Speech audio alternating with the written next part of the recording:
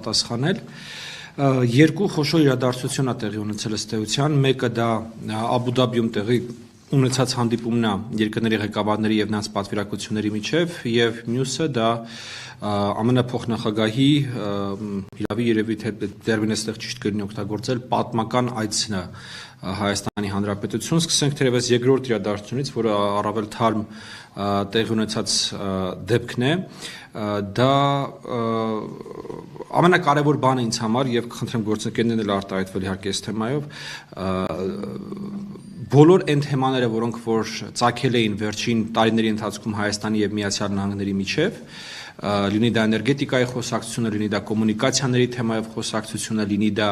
կիսահաղորդիչների եւ արհեստական բանականության խոսակցությունը, բոլորը շարունակվում են եւ ապրում են իրենց բնականոն զարգացումը, ծավալվում են։ Սա երևի թե ամենակարևոր այսպես մեթոդաբանական առանձնահատկությունն է, որ մենք պետք է նշենք հայ-ամերիկյան հարաբերությունների զարգացման տրամաբանության մեջ եւ ավելանում են նաեւ նոր ուղղություններ, ինչպիսին է ռազմատեխնիկական համագործակցությունը։ Մենք ունեցանք ըստ էության այլևս նախադեպ, երբ Հայաստանի եւ Միացյալ Նահանգների միջև ուրեմն տեղի ունեցել ռազմատեխնիկական այսպես փոխգործակցություն, ընդ որում նորագույն զենք զինամթերքի, նորագույն զինատեսակի փոխանցմամբ։ Իհարկե առանձին ուշադրության է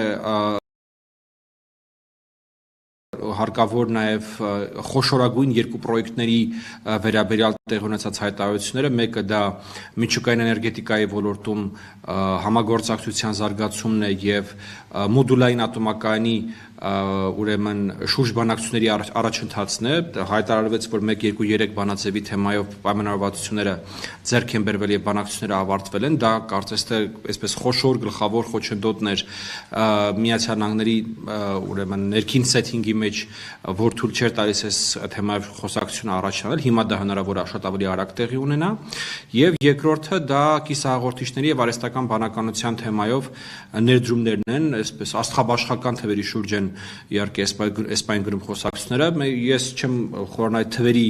մեջ, ինձ համար շատ ավելի կարևոր է սկզբունքը եւ շատ ավելի կարևոր է այն փաստը, որ այդ համագործակցությունը տեղի ունենում։ Ռոբերտ, հետո Սամվել։